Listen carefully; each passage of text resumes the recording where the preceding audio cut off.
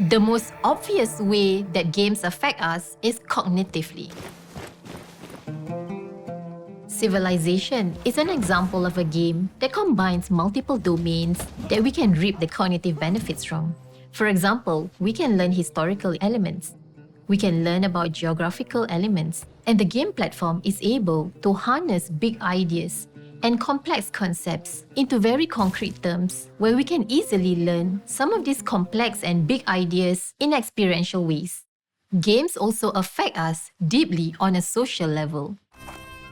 World of Warcraft involves us playing with many other players, and in doing so, there are many elements of social learning that can take place. Skills like collaboration, being able to respect others, and even skills like collectively problem solving. The social aspect of the games allows you to develop skills such as empathy or taking the perspectives of others. When you start playing the game, you are actually in a more peripheral position. But as you gain more experience and you level up within the game, you're able to take a more central position within the social space. And through that, you also have opportunities to learn leadership skills and be able to guide members who are new to the game. Games also have a powerful emotional impact on us. Games have shown a lot of potential for helping people deal with trauma. The gameplay can be designed such that they engage in metacognitive activities that will allow them to suppress their negative emotions. Games like Night in the Woods get you to develop coping strategies with conditions such as depression or anxiety. When we engage in a fun and entertaining activity, naturally there will be a lot of positive emotions that are generated.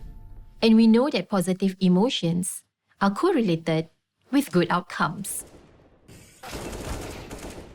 First-person shooter games, while upsetting and possibly disturbing for some people, can actually prove to be therapeutic for others.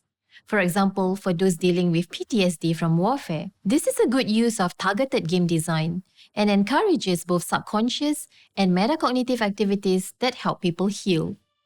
When you are engaged in a fun and entertaining activity, there's an uptick in neurotransmitters that actually make us feel good, such as serotonin. So for gamers who suffer from PTSD, for example, engaging in a fun and entertaining gameplay might actually allow them to mitigate some of their negative emotions and instead replace this with positive ones.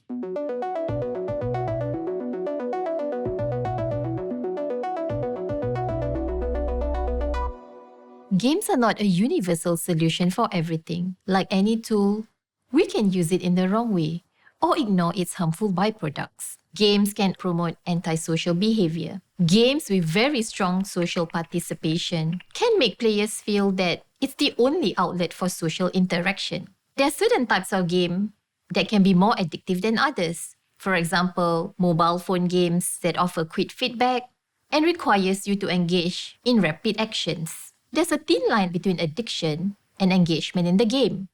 If we are able to design our gaming experience for tangible learning outcomes, we can actually maximize the potential of our lives.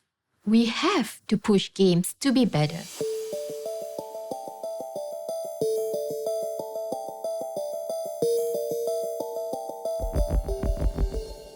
We want to mitigate some of the negative effects of gameplay through targeted design of games. We can mitigate antisocial behavior by integrating new kinds of technology. For example, advances in augmented reality can get players out into the physical space. And this has been exemplified by games such as Pokemon Go. Players do not just interact within the virtual world, but they also explore the physical world in their real life. Games can actually be harnessed for productive ends. Game design is a complex mixture of art and science, one that's continually changing with both our available technology and our expectations.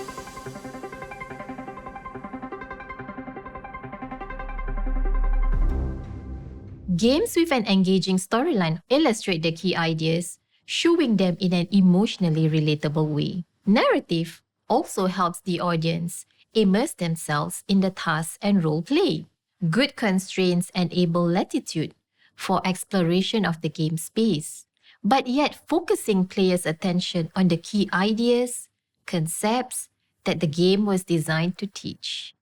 A chessboard gives us only 64 spaces to move in very limited ways. We think about what we did, what our opponent is thinking, and engage in intense metacognitive activity because we are constrained to concentrate on this small little board. Constraints make players engage in big ideas and concepts directly and clearly through experiences that can deepen understanding in a way that's much more impactful than, say, reading about the ideas. Good constraints are also those that allow for problem solving in unique ways, because there is nothing more satisfying than problem solving or achieving your game goal in new ways based on the choices, considerations, and decisions you made. Good rhythm that is both aptly challenging and achievable keeps the game entertaining and productive. A game with good rhythm on interactions within the environment is also critical. Interacting with the objects, interacting with the rules, and interacting with other players.